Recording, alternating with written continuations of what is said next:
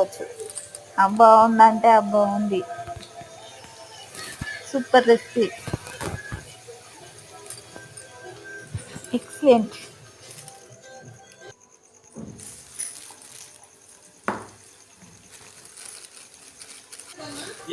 అలసంద గారెలు చాలా బాగుంటాయి.